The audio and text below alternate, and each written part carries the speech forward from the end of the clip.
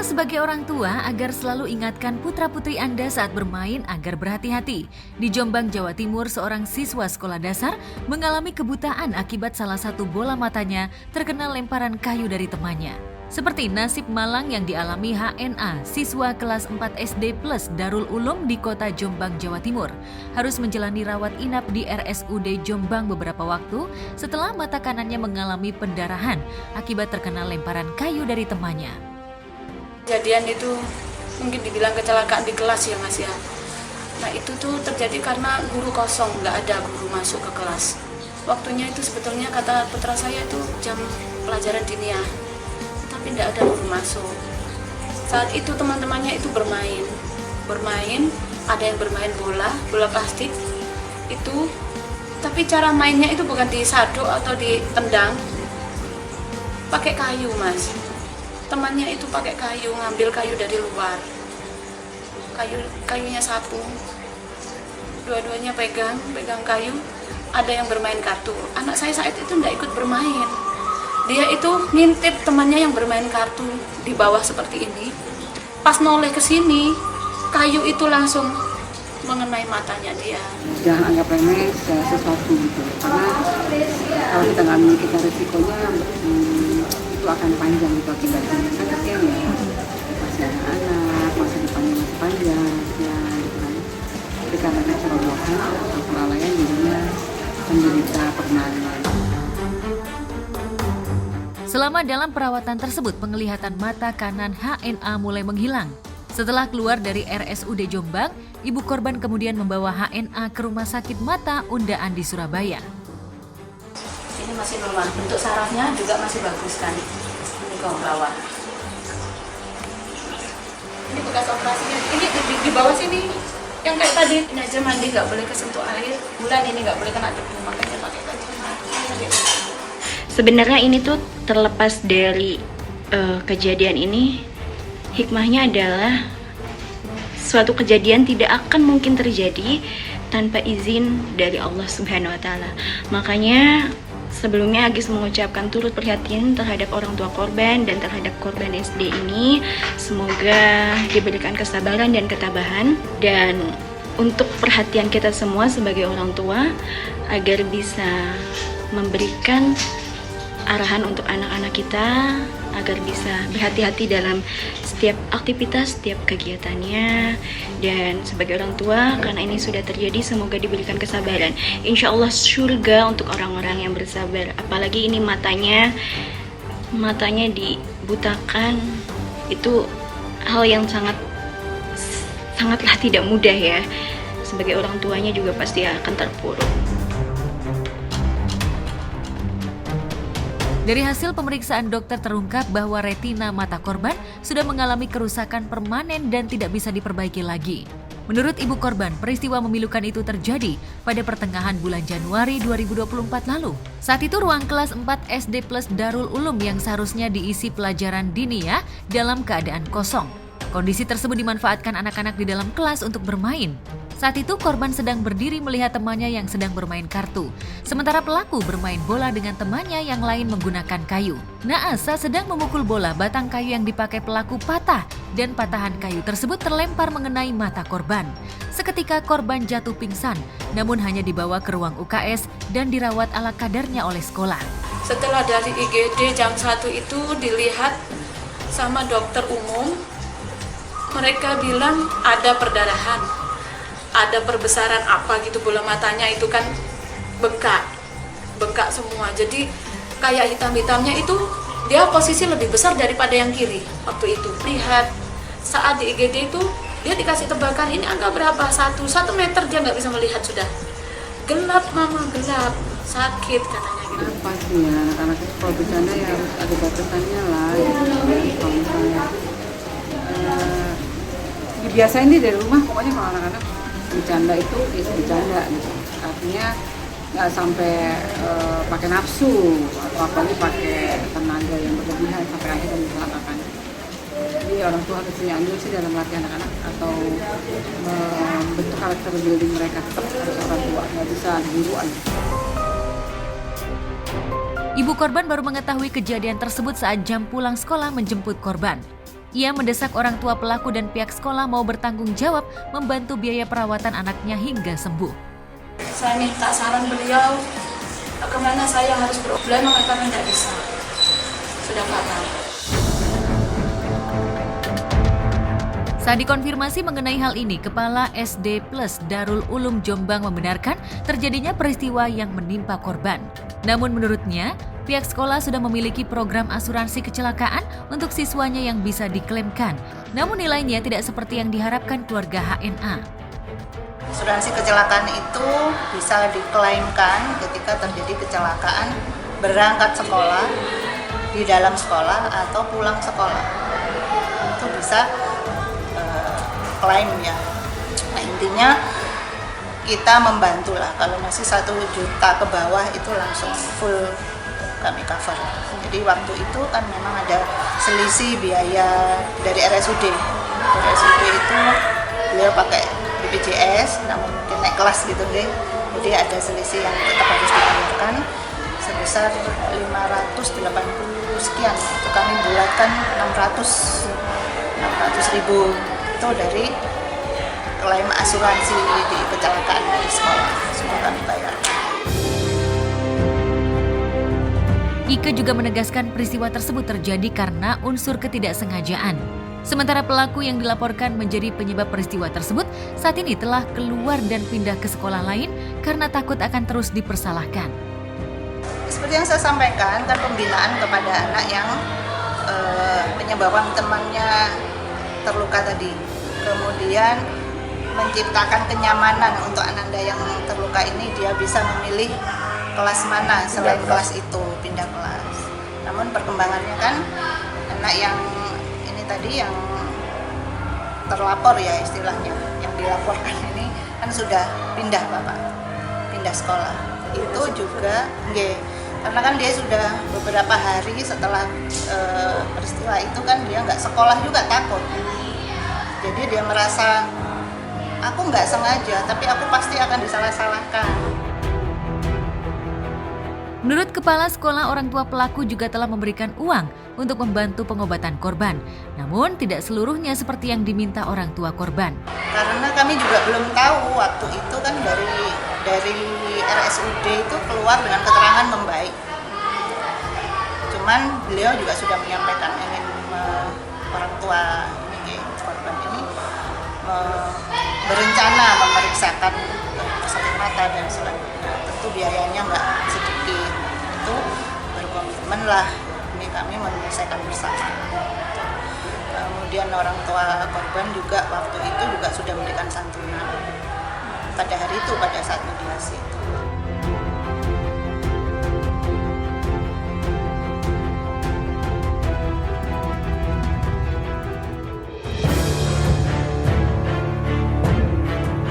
Sementara itu, 2 bocah di Padalarang, Kabupaten Bandung Barat mengalami nasib tragis tertimpa tembok benteng rumah kosong yang ambruk. Nahasnya, seorang bocah perempuan berinisial MZ berusia 5 tahun meninggal dunia, sementara kawannya mengalami luka-luka. Peristiwa tersebut terjadi saat korban bersama seorang anak lainnya bermain ke lokasi sebelum hujan turun. Mereka bermain di samping tembok rumah kosong yang diduga sudah rapuh. Kejadian memang jam 15.30, tapi kalau kejadiannya di sini setengah jam udah kejadian baru hujan. Tapi anak korban itu sudah dibawa ke rumah sakit Kartini. Secara tinggi mungkin 1 meter 30 cm, panjangnya mungkin ini ada 4 meter lah, 4 meter 3 meter. Anak-anak kebetulan ada 3, korbannya 2 lah, yang 1 meninggal dunia, yang 1 ringan, yang 1 lagi mungkin bisa menyelamatkan diri begitu. Korban yang meninggal sempat dilarikan ke rumah sakit terdekat, tapi karena mengalami luka parah, korban tak bisa diselamatkan, meninggal dunia dalam perjalanan. Diduga penyebab benteng tembok runtuh sudah rapuh. Jenazah korban sudah dimakamkan esok harinya di pemakaman umum tidak jauh dari rumahnya. Bawa ke klinik Kartini. Jadi meninggalnya di klinik atau memang di sedang perjalanan, Pak? Pas kebetulan di klinik, meninggalnya di klinik Kartini. Korban mengalami luka di bagian apa sih, Pak? Sekitar wajah lah dan badan aja itu.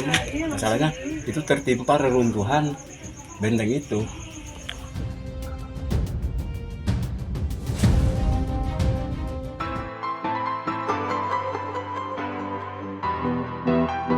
Sementara itu, viral di media sosial sebuah video yang memperlihatkan momen haru pertemuan seorang kakak perempuan dengan adik laki-lakinya yang merupakan prajurit TNI Angkatan Laut.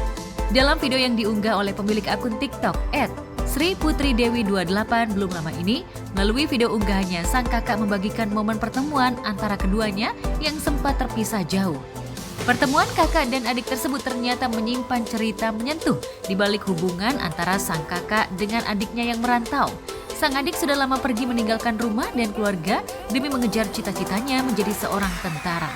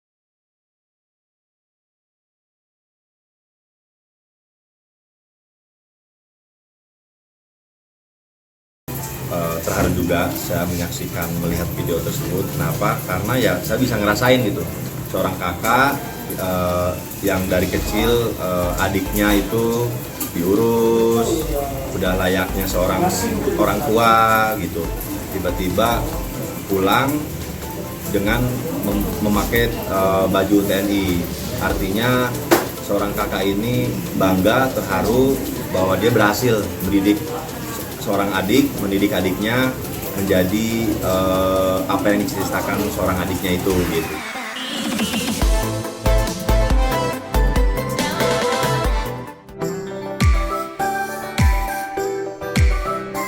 Sementara itu, Rizky Febian dan Mahalini sudah melangsungkan lamaran pada Mei 2023 lalu. Hampir 1 tahun berlalu, baru-baru ini putra sulung Sule dan almarhumah Lina Zubaidah mengungkapkan fakta menarik di balik pemilihan cincin lamarannya untuk kekasihnya Mahalini. Ya, tidak banyak yang tahu kalau di proses lamarannya tersebut ada andil Deddy Corbuzier saat memilih cincin lamarannya itu untuk menanyakan cincin custom. Mendengar cerita Rizky tersebut, dengan bercanda mantan suami Kalina Oktarani itu menyuruh Mahalini untuk bertemu.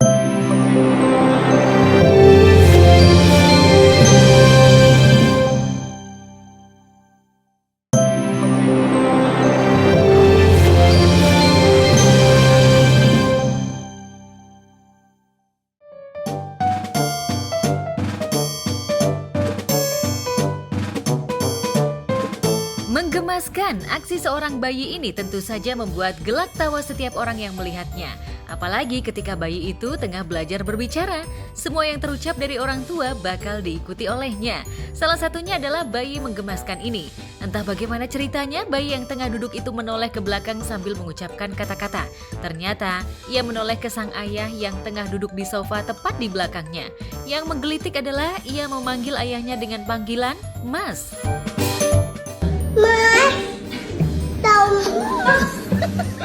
Ayah. Menurut saya, apa yang dilakukan oleh bayi di usia segitu itu adalah hal yang sangat lumrah. Dimana di usia segitu, bayi itu selalu menirukan apa yang dilakukan oleh orang tuanya dan lingkungan sekitar. Dan tadi sempat saya notice kalau bayi tersebut itu manggil ayah dengan sebutan Mas.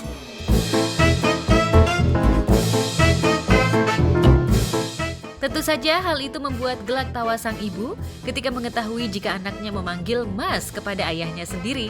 Mengetahui jika dirinya dipanggil Mas oleh sang anak, sambil tersenyum pria itu mengajarkan anaknya dengan panggilan ayah. Mas, Ayah. Sebenarnya kita tidak bisa langsung menyalahkan kalau bayi tersebut salah, karena apa yang dilakukan oleh bayi tersebut itu adalah apa yang dilakukan oleh orang tuanya. Alangkah baiknya jika si ibu berada di samping si bayi, ibu tersebut mengganti panggilan mas menjadi ayah atau bapak. Agar apa? Agar si bayi tersebut itu menirukan mamanya kembali. Gitu aja sih.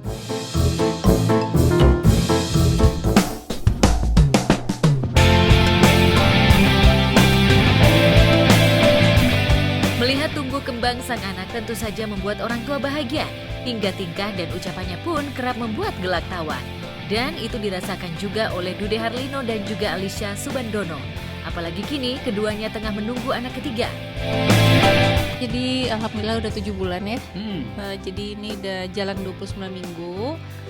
Terus kita baru aja kemarin ya kita kontrol dan alhamdulillah bayinya sehat. Perkembangannya semuanya sesuai sama grafiknya. Terus juga ya, tapi dari sekarang udah mulai harus dokter bilang jadi dipantau kan, ada tuh yang namanya gerakan janin gitu. Jadi kita harus pantau gitu karena ini sudah masuk trimester 3. Jadi harus lebih diperhatikan lagi sih.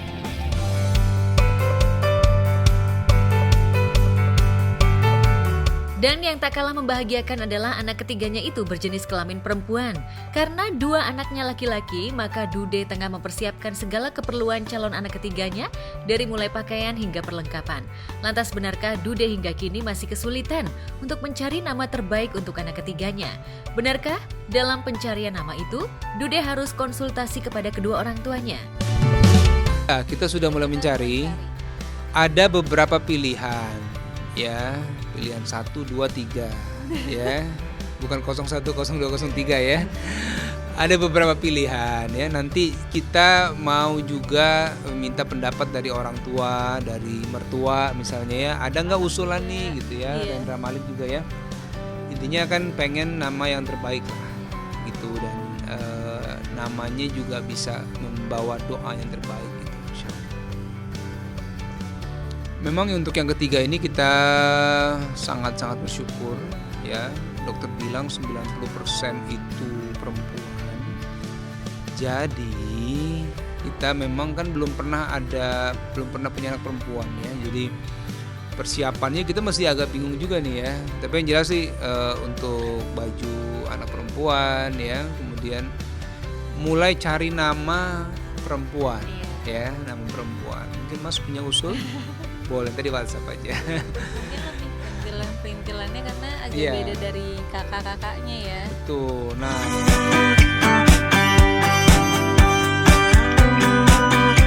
meski ini merupakan hamil ketiga, namun Alisa merasakan hal yang berbeda dari kehamilan sebelumnya. Wanita yang karib disapa Ica itu mengalami mual yang hebat, kondisinya mudah lelah. Iya, jadi kalau yang sekarang ini di trimester awal itu dari awal tahu kehamilan ya sampai bulan keempat itu benar-benar mualnya lumayan hebat gitu. Jadi tiap saat tuh pasti akan selalu mengeluarkan kata-kata aduh mual banget nih gitu. lagi ngapain aja gitu, kayak walaupun lagi duduk, lagi makan, lagi santai-santai, mau tidur ya, tengah-tengah tidur juga. Jadi emang keluhan mualnya itu lebih hebat kan sekarang gitu. Terus juga kalau kondisi sih kayaknya untuk yang ketiga ini mungkin lebih cepet capek iya gitu, karena kan sambil ngurus Rendra sama Malik juga kan gitu. Jadi pas beraktivitas tuh lebih sadar lah gitu. Jadi kayak lebih hati-hati lagi, lebih dibatasin semuanya. Suami siaga. Saya pokoknya dari kehamilan anak pertama, kedua, ketiga itu selalu standby, mau cek ke dokter, ada keperluan yang harus dilakukan Ica nggak bisa saya yang cover gitu, jadi saya gantikan. Misalnya tiap hari kan Ica nggak bisa nih, dulu kan Ica antar anak-anak ke sekolah juga kan bareng sama saya, tapi sekarang saya aja gitu ya. Kalau siang jemput anak-anak, saya ada di rumah ya saya juga jemput. Intinya memang membackup Ica yang ruang geraknya agak terbatas dengan kehamilan. Kemudian berusaha mengingatkan nih, misalnya Ica jangan terlalu capek kalau misalnya ke jalan agak lama duduk dulu sebentar gitu kan. Kadang dia kan suka lupa tuh ya, aktivitasnya terlalu sibuk ya, beresin rumah lah segala macam. Saya bilang saya duduk sebentar, tarik nafas supaya seimbang lah gitu ya antara aktivitas sama istirahat. Kemudian mengingatkan untuk udah makan buah belum, udah minum vitamin belum, segala macam gitu ya. Mungkin bisa dibilang itu berusaha menjadi siaga. Kalau sekarang sih kayaknya apa aja udah masuk ya gitu. Tapi kalau kemarin-kemarin sih sempet kayak ada beberapa saat tuh spesifik pengennya tuh es krim ya. Es krim. Terus makanan-makanan tradisional, gemblong gitu-gitu. Terus somai. Iya. Bakwan Malang. Ya. Iya, bakwan Malang. Terus apa lagi ya? Ya terjangkau lah, nggak Iya. mahal ya. Jadi alhamdulillah ya. Alhamdulillah.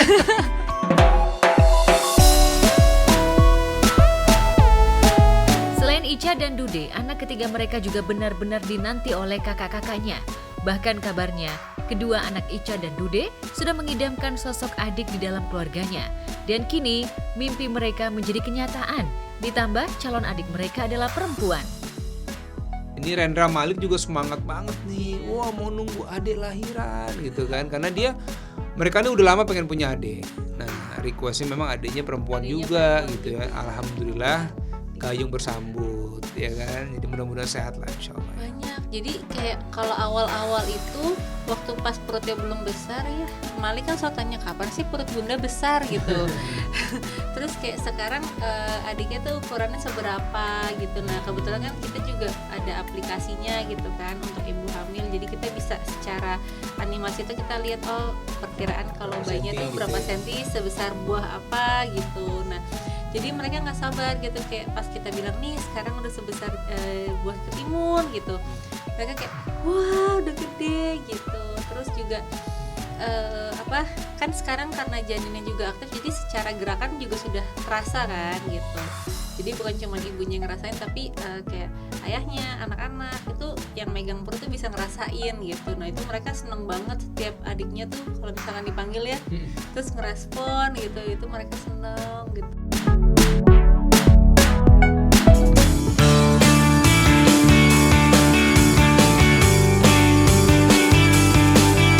Di tempat terpisah, semburat kebahagiaan terpancar di wajah keluarga kecil Irwansyah dan Saskia Sungkar ketika menginjakan kaki kembali ke Bromo. Tak hanya berdua, Saskia dan Irwan mengajak Ukasya putra sematawayangnya. Saskia tampak terkesima melihat pemandangan di sana, khususnya di Bukit Teletabis yang sempat viral karena mengalami kebakaran hebat akibat ulah tangan orang yang tak bertanggung jawab. Selain berlibur, ternyata Saskia melakukan sesi foto. Guys, kita lagi ada di Taman Nasional Bromo. Dan sekarang kita kebetulan lagi ada photoshoot di sini. Alhamdulillah perizinan semuanya udah keluar ya. Walaupun prosesnya sekarang panjang karena kemarin sempat ada case ya di sini ya. Tapi setelah musibah tuh pasti ada sesuatu di depan. Terbukti ini bukitnya pada hijau banget, cantik banget, aku surprise banget. Jadi benar-benar tadi spot yang waktu itu ada insiden di situ kan, itu sekarang hijau banget ya, alhamdulillah atas izin Allah, masya Allah.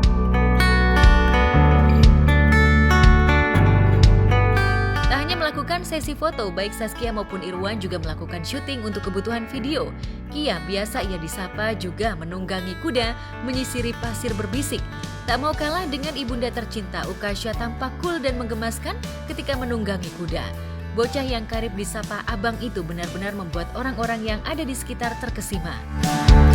Nah oke, sekarang kita mau nungguin kudanya dulu. Kuda lagi jalan ke sini. Oh tuh kudanya udah datang. Oke, aku mau naik kuda dulu. Let's go. Nadinya kencang. Iya. Pakai ini saja, tapi pakai ini yang ini. Tetap pakai pit itu. Oh iya. Ya. Apa ganti talinya? Kan mau video biar lebih matching aja. Biar estetik guys. Kudanya senang kalau iya. Kencang api. Kencang api. Ya nanti kuda lari. Suka lihat ke sana tuh, lihat tuh. Wih, keren banget.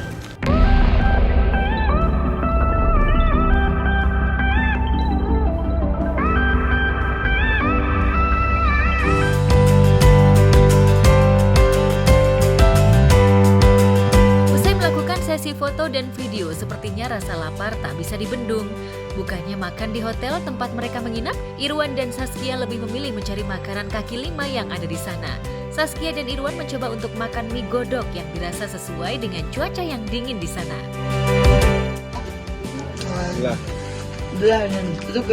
Aja bos. Yang sasetan gitu.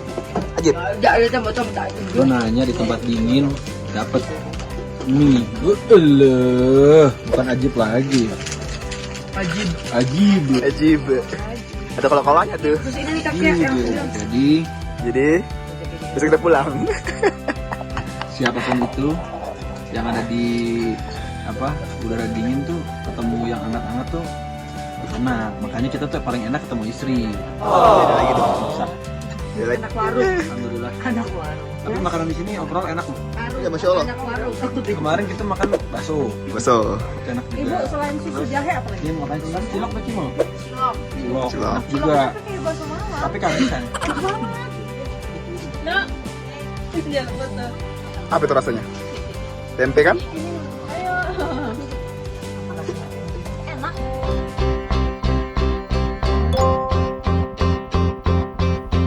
Di tempat makan, Saskia menemukan buah yang kini sudah terbilang cukup langka, yakni ciplukan, yang dipercaya bisa menyembuhkan beberapa penyakit. Ukurannya pun cukup besar. Ia pun mencoba buah tersebut meski sempat ragu lantaran ditakut-takuti oleh timnya. Coy, pedes banget coy. Ibu ini apa bu buat? Coba sini Hana. Lem. Saya tahu. Oh, kirim. Buah ciplu. Oh, buah cipluan tuh. Cipluan. Apa cipluan, Bu? Hutan. Apa cipluan? Ada bulat-bulat dalamnya. Kayak beri. Tuh. Buat kolesterol katanya. Oh iya. Iya. Firman banget nih. Ya. Tapi dulu biar tahu. Apa namanya tadi? Cimplung. Ciplukan. Ciplukan. Ciplukan. Kalau di Jakarta kan misalnya buat dimainin kan. Nah, ini lucu banget bu. Orang ya, mau icipi dulu. Ada banyak. Jangan memakan itu belum. Ya, enggak apa-apa. Bisa. Lu jangan nakutin gue. Ya, ya boleh bu. Boleh dimakan. Boleh. Masak dulu. Ini dari hutan loh bu. Ya. Ini buah saya mesti dimasak. Buah. Bisa. Apa rasanya? Enak. Ya apa rasanya? Enggak.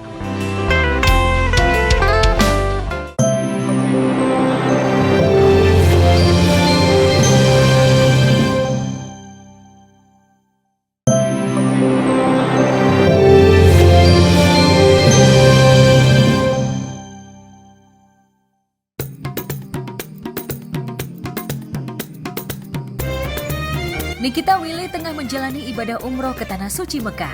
Tak hanya sendiri, ia juga mengajak anak pertamanya Isa Sander Joko Sutono dan juga keluarga. Mengenakan baju batik Niki biasa ia disapa, tampak sibuk mempersiapkan perlengkapan sambil memegang stroller anaknya Isa. Bahkan Isa tampak happy dengan balutan busana senada dengan ibunda tercinta.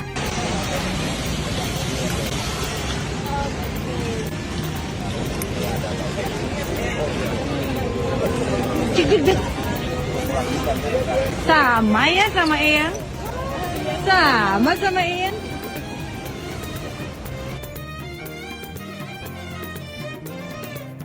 Niki sepertinya tak ingin mengabadikan momen ibadahnya di tanah para nabi itu di laman foto berbaginya.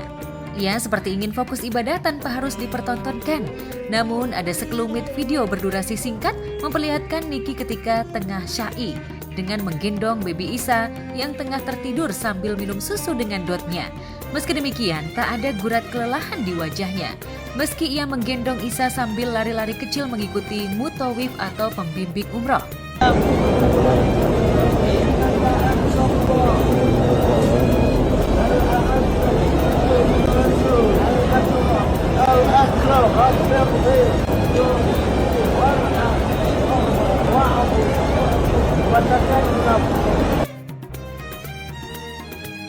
Tentu saja ibadah umroh kali ini benar-benar berkesan untuk Niki, apalagi ia bisa menjalani ibadah bersama dengan putra sematawayangnya.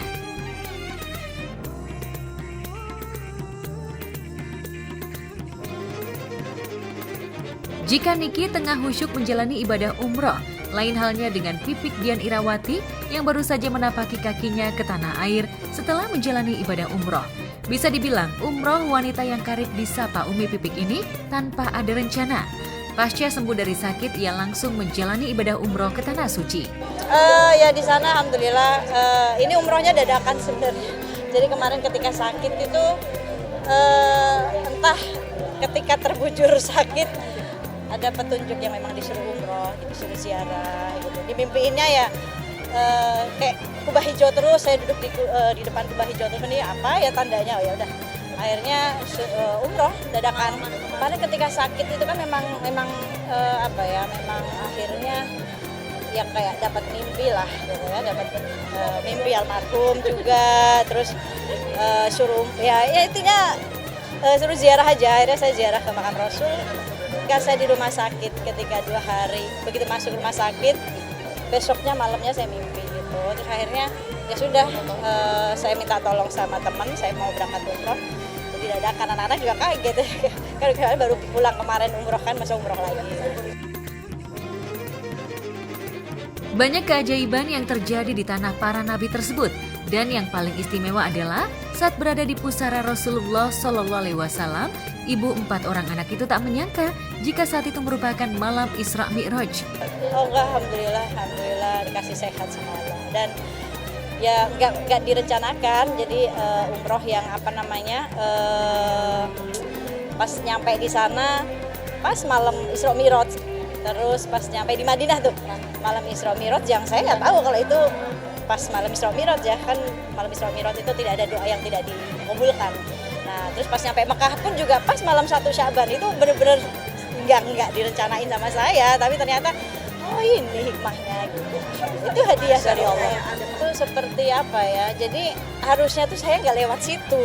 Jadi kayak yang hotel saya tuh dari keluar dari masjid itu udah depan udah hotel saya, tapi kenapa saya harus langkahnya tuh harus muter, yang akhirnya saya ngelewatin anak kecil itu memang saya nangis sih saat itu tuh, kayak ditarik, yang kayak ketampar banget lah buat saya gitu. Kadang kita lalai ya untuk urusan, kita nggak punya uang, kita kayaknya repot banget sibuk urusan dunia, tapi ini kayak disadarkan bahwa ya dunia ini milik Allah gitu. Kalau ketika kita cari Allahnya itu, Allah datangkan anak kecil itu yang dengan dia mencari Allah, dia nggak peduli nih siwaknya laku atau enggak, orang banyak siwar-siwar ke situ, tapi ya dia tetap cari Allahnya, dia dengan baca Quran yang akhirnya, nah mungkin saya yang ketika itu disuruh Allah untuk kasih rezeki gitu ya, tapi itu bukan uang yang saya berikan, tapi lebih kepada pelajaran yang oh ini bisa saya jadikan pelajaran untuk nasihat untuk saya dan anak-anak saya.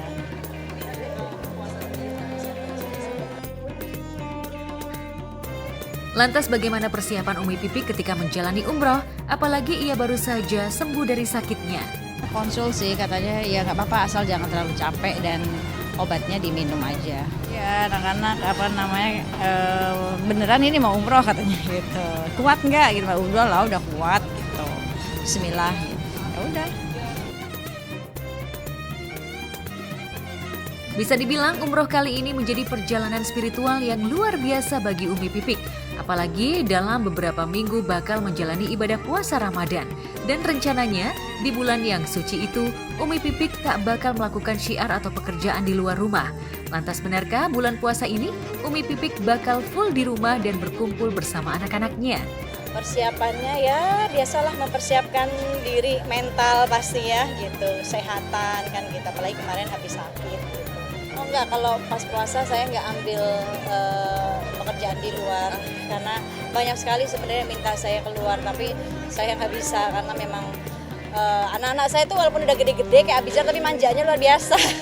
Kalau nggak ada uminya aduh. Jadi puasa saya nggak pernah, pasti sahur di rumah, buka puasanya kadang kalau pas ngisi acara ya kadang saya janjian sama anak gitu. Kehidupan Umi Pipik tentu saja kini berbeda. Sejak putri sulungnya Adiba Kanza menikah dengan pesepak bola Egy Maulana Fikri. Dan menariknya, usai ibadah umroh yang pertama ditelepon Umi adalah menantunya Egy, bukan Adiba. Pasti lebih rame ya. Kayak kemarin pulang umroh, begitu nyampe bandara yang saya telepon mantu saya. Coba, bukan anak saya tapi mantu saya. Mantu saya sama anak saya sama Adiba. Di mana nih, kan rumahnya deket bandara kan. Pas telepon udah tidur, saya lupa kebiasaan di Mekah ya beda 4 jam. Jadi pas telepon, ya Allah ternyata udah malam di sini. Jadi pas nyampe, ya Umi kenapa? Pengen mampir gitu. Akhirnya mampir ke rumahnya, cuma nurunin oleh-oleh doang gitu. Lantas bagaimana Umi Pipik bisa menahan rindu dengan putranya Bilal yang tengah menempuh pendidikan di taman? Benarkah ini kali pertama Umi puasa tanpa adanya Bilal? Kangen nih sayanya juga gitu, tapi banyak doa sih. Anak saya yang enggak. 3 tahun dia nggak boleh pulang. Jadi kangen wajar ya, namanya seorang ibu kangen sama anak. Apalagi kayak kemarin tuh kayak kebayang-bayang terus wajahnya sampai istighfar, ya Allah jangan kasihan, karena kan kontak batin ya. Kalau ibunya lagi kangen berarti anaknya di sana juga lagi kangen gitu. Tapi saya kuatkan hati saya, anak saya lagi menuntut ilmu gitu kan, di dunia pasti kita bakalan berpisah. Sama puasa kali ini nggak ada Bilal gitu. Jadi ya tapi saya tanya sama anaknya, kamu betah nggak? Betah banget katanya gitu. Ya udah alhamdulillah kan, jadi kitanya pun juga nggak ada beban kan, karena biasa dia juga kan orangnya manja ya. Jadi kalau puasa ya harus dibangunin sahurnya gitu. Anak-anak saya tuh semua kayak gitu. Jadi kebayang lah, tapi insya Allah ketika dia di pondok pasti kan dia rame-rame ya buka puasa sahurnya. Harusnya Februari ini saya udah berangkat ke Tarim gitu, cuma saya bilang sama Bilal gitu, karena kan di Februari ini ada momen Nabiullah Hud, kita haulnya Nabi Hud ya. Nah di sana tuh kalau haul Nabi Hud tuh rame banget gitu. Nah kali ini kayaknya saya bilang sama Bilal nggak berangkat karena jadwal saya di sini nggak bisa ditinggal.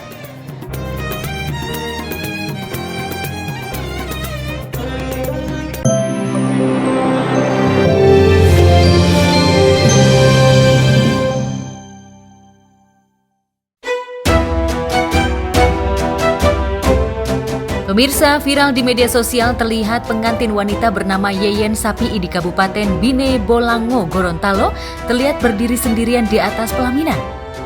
Usut punya usut, ternyata mempelai pria bernama Rahim Pakaya menghilang usai akad nikah. Rahim diketahui pulang ke rumahnya dengan alasan tidak suka dengan keramaian.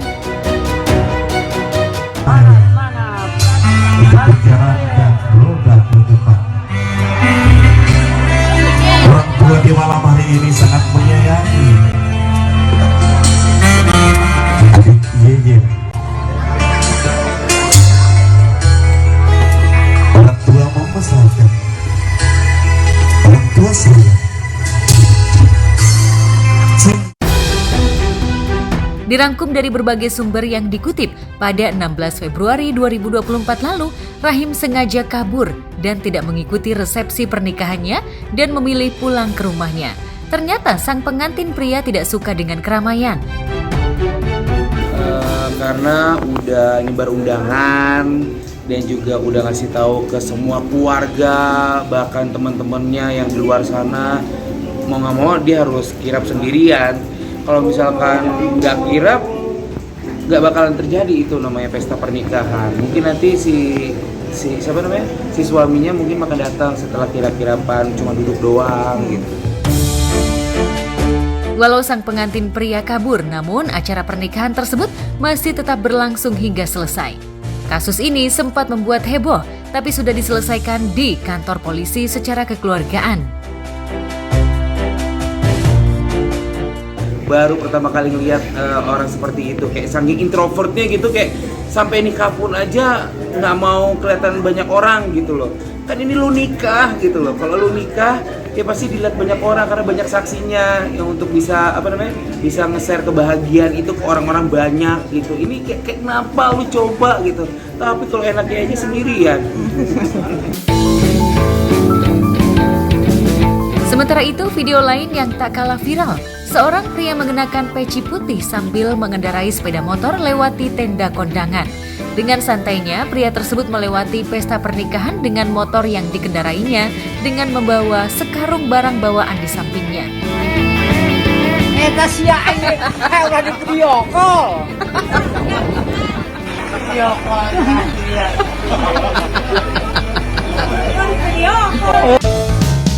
Tak ada rasa sungkan atau rasa malu di wajah pria paruh baya itu saat ia melewati ibu-ibu yang tengah makan di acara pernikahannya itu. Video ini pun ramai diperbincangkan warganet.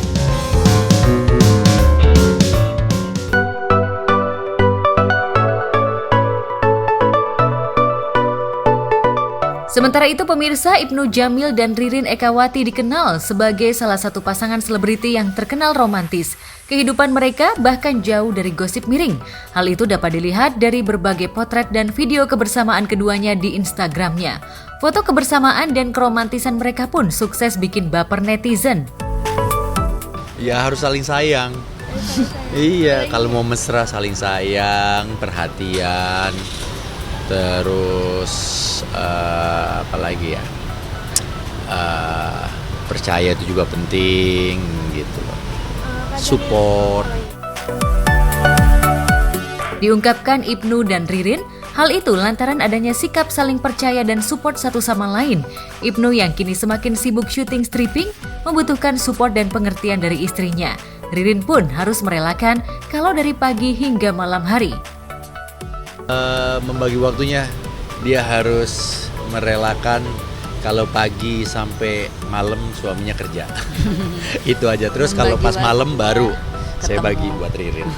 Weekend pasti Ibnu sempatin buat ada waktu buat keluarga, karena di hari Minggu juga dia kan libur, mengambil waktu untuk libur, jadi adalah waktu dia pintar membagi waktu antara kerjaan dan keluarga juga.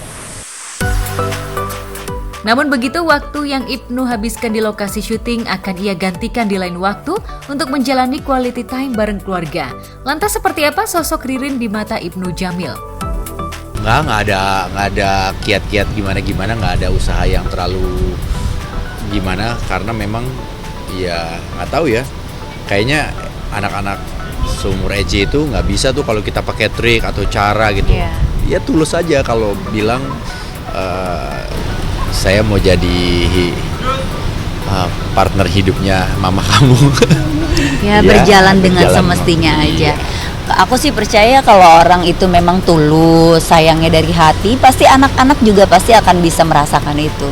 Jadi nggak pernah ada tuh effort dari Ibnu atau usaha yang gimana-gimana untuk bisa mendekati anak-anak, biasa aja.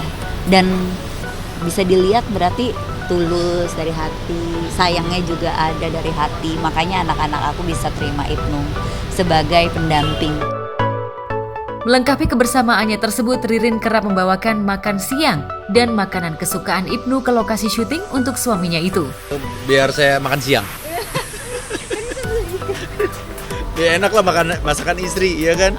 Kalau makan siangnya dari catering atau nasi box, ya kita udah tahu sebenarnya rasanya. Tapi kalau buat dari istri tuh enak. Tak hanya dekat dengan Ririn, putri sulung Ririn, Jasmine Abeng, anak Ririn dari pernikahan sebelumnya dengan Edwin Abeng, juga dekat dengan ayah sambungnya itu. Melengkapi kedekatan dengan anak sambungnya itu, mereka disatukan dengan grup keluarga, di mana setiap update keluarga selalu terinformasikan dengan baik. Lantas seperti apa Ririn melihat kedekatan Ibnu Jamil dengan Jasmine putrinya itu? Dia deket, dan kita kan punya grup keluarga, sering banget update-update ada di situ, lagi ngapain aja. Terus hubungan Ibnu sama Jasmine, menurut aku ya untuk yang baru, kan baru 3 tahun ya, alhamdulillah tuh semuanya smooth, lancar. Jasmine bisa deket dan bisa cerita apapun juga ke Ibnu. Di saat kita liburan ke sana juga dia bisa ngobrol, ditinggal berdua tuh masih bisa ngobrol. Nah berarti kalau menurut aku kalau Jasmine bisa ditinggal berdua dan mereka ngobrol nggak diem-dieman aja, tandanya Jasmine bisa cocok sama orang itu gitu.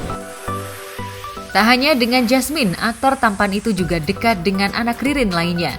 Seperti apa upaya Ibnu bisa dekat dengan anak-anak Ririn? Benarkah ada hambatan yang dialami Ibnu untuk bisa dekat dengan anak sambungnya itu? Ibnu Jamil dan Ririn dikenal sebagai artis papan atas tanah air. Lantas adakah niat keduanya untuk menjadikan anak-anak mereka mengikuti jejak karir mereka di jalur hiburan? Nggak usah dibayangin, dijalanin aja. Iya kan? Udah tahu dia apa ya, kita udah tahu resikonya, terus juga yang pasti kan sahurnya bareng. Yang penting sahurnya bareng. Kalau dulu waktu kalau dapat kerjaannya pas bukan stripping, kalau bisa sahur dan buka puasa bersama. Nah tapi kali ini kan kita juga harus bisa ya ngikutin waktu waktu kerjanya Ibnu. Sahur di rumah, kalau buka puasa di tempat kerja itu nggak masalah gitu. Kan Keadaan suaminya juga mencari nafkah ya. itu salah satu ibadah. Iya, bukan mencari sunset bukan.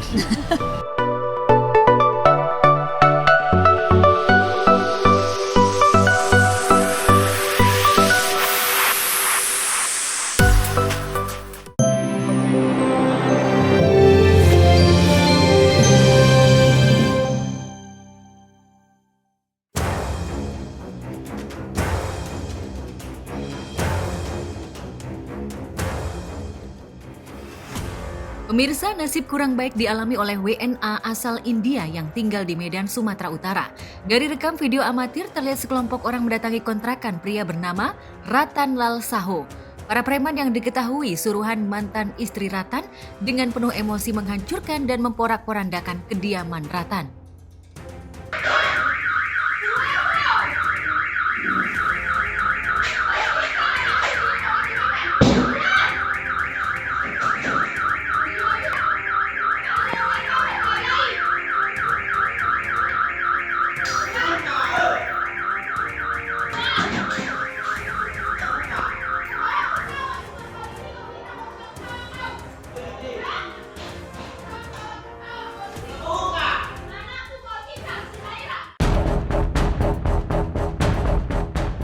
Bukan hanya rumah dan mobil, Ratan juga tak luput dari sasaran para perusuh itu. Akibatnya Ratan mengalami luka-luka.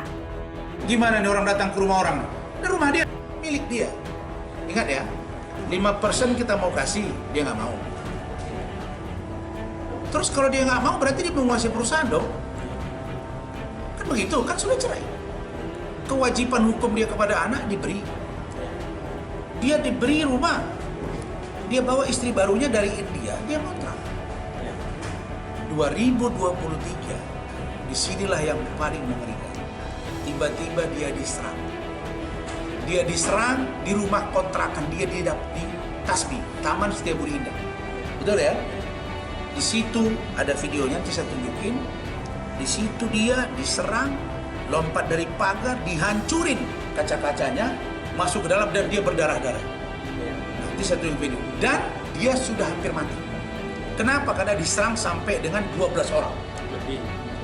Dan itu semua keluarga Sureti ya. Ratan menyadari jika aksi kekerasan itu bermotif ingin menguasai perusahaan dan hartanya yang dilakukan oleh mantan istrinya. Menurut kuasa hukum Ratan Lal Saho, Rasman Arif Nasution, Ratan adalah seorang investor asal negara India yang tahun 2012 membuka usaha pembangkit listrik tenaga uap di kota Medan. Tahun 2014 ia menikah dengan pegawainya, Sureti Susilawati Samosir, warga negara Indonesia, dan kemudian membelikan Sureti sebuah rumah mewah di komplek Taman Setiabudi Indah. Namun belum setahun menikah, Ratan merasa tidak nyaman dengan rumah tangga mereka. Sebab sang istri Sureti terlalu mengintervensi perusahaan dengan memasukkan keluarganya. Hingga akhirnya ia merasa tertekan bahkan diusir sang istri. Akhirnya tahun 2022, Ratan menggugat cerai Sureti di pengadilan dan ia pun kembali ke India.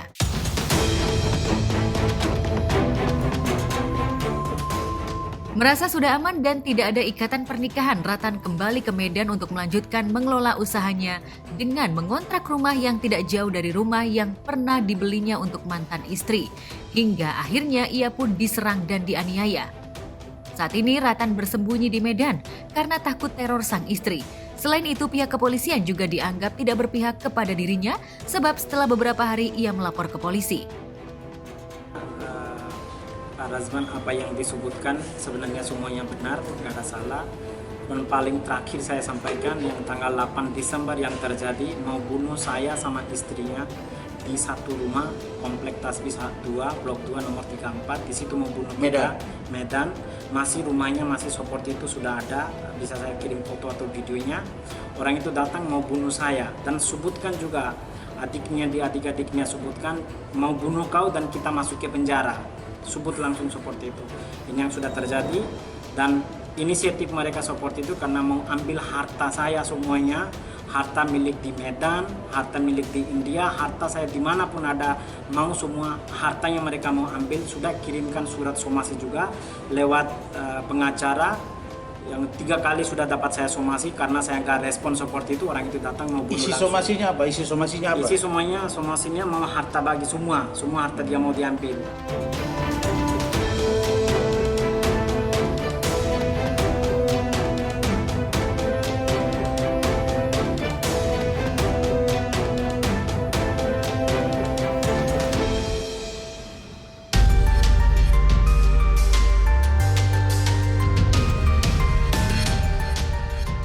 Artis sinetron TOP Masih Ngojek Clara Kaiser rupanya memiliki hobi naik Vespa. Dan kesenangannya dengan kendaraan asal Italia itu dituangkannya dalam komunitas. Sehingga di saat libur syuting, Clara bisa menghabiskan waktu bersama teman-teman Vespanya. Lantas seperti apa keseruannya? Ini aku ikut riding sama anak-anak di Taman Mataram. Jadi hari ini kita dari Taman Mataram sampai Andara ya. Ya, betul. Oke, pemirsa jangan lupa ikutin kita terus riding. Kolaborasi sama nanti pelan-pelan ya teman-teman, jangan ada kebut-kebutan, safety riding. Nah pemirsa, kali ini kita tadi udah briefing dulu dari Tikum terus rute. Sekarang kita langsung mau lanjut nyampe OTW finish. Kita mau mulai.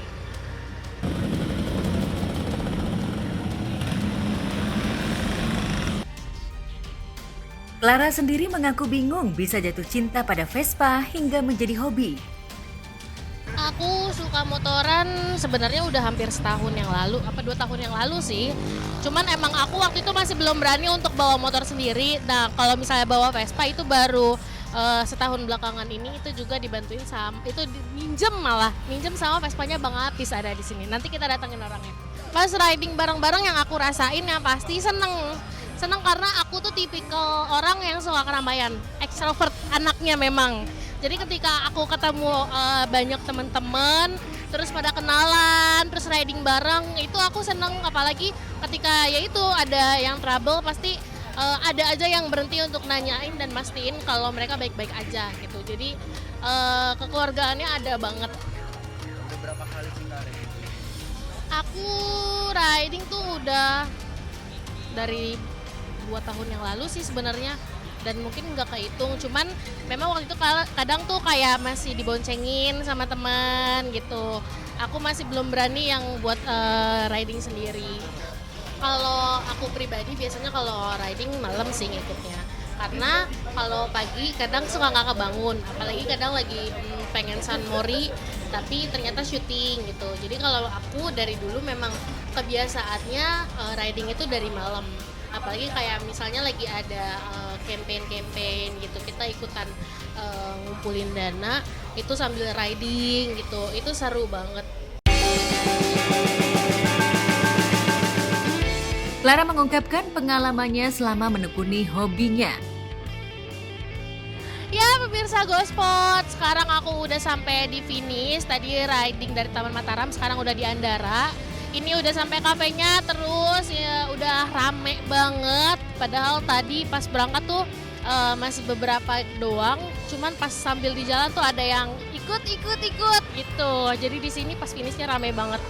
Cuman tadi aku ada trouble sedikit di Vespa aku. Jadi ternyata businya itu gosong, jadi aku harus ganti busi dan itu sempat mogok beberapa kali. Terus tadi aku dibantuin sama kakak Vespa. Lantas seperti apa suka dan dukanya ketika bersama Vespa hitam kesayangannya? Paling diinget banget hari ini sih, karena emang tadi biasanya aku riding tuh mulus-mulus aja. Udah gitu kadang kan dibonceng, jadi ya ngerasa ya udah safety aja, aman gitu. Paling cuma ikut ya foto-fotonya aja gitu. Cuman kalau hari ini karena tadi bawa motor sendiri, terus pas banget mogok dan harus ganti busi, jadi hari ini betul-betul berkesan. Udah gitu tadi aku dibantuinnya sama strangers juga kan, aku nggak kenal. Dan ternyata oh memang bener ya kata orang-orang.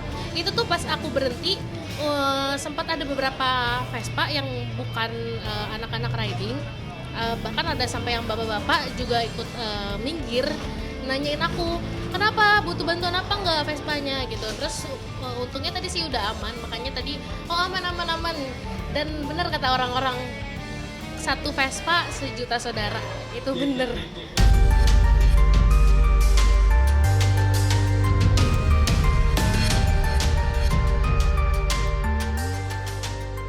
Menurut Clara, pada awalnya tidak mudah baginya menekuni hobinya ini, sebab ia sempat mendapat larangan dari kedua orang tuanya.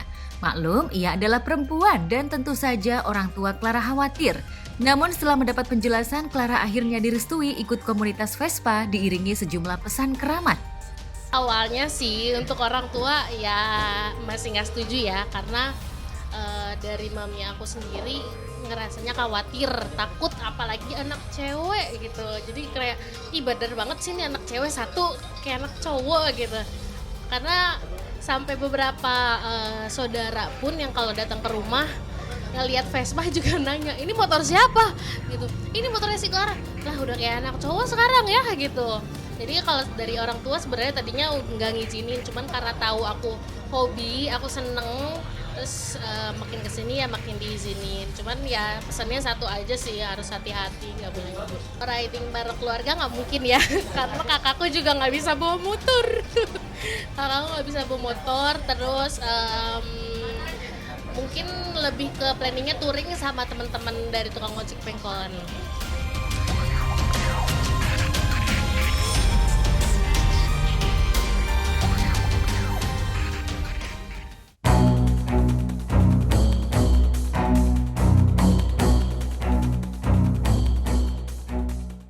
Saskia Adia Meka punya cara unik mengenalkan lingkungan kepada anak-anaknya. Istri Hanung Bramantyo itu bahkan sengaja membawa anak-anak mereka untuk memanfaatkan limbah untuk beragam kegiatan. Saskia yang ditemui sempat mengalami kesulitan, namun saat ini ia sudah lebih leluasa mengenal lingkungan bersama anak-anak.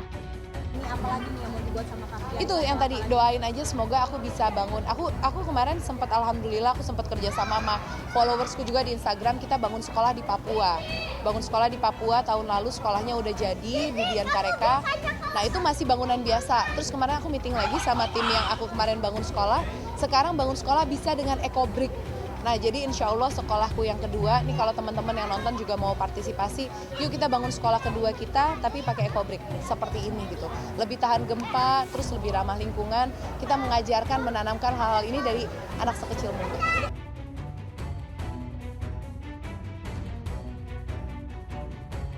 Saskia juga mengaku ikut bekerja sama dengan sekolah negeri serta swasta dan yang lainnya untuk mengajarkan anak-anak untuk memanfaatkan limbah untuk keseharian. Bukan hanya soal limbah fashion, ia juga mengaku lebih mengajarkan kepada anak-anak untuk hidup berguna kepada sesama dan juga lingkungan.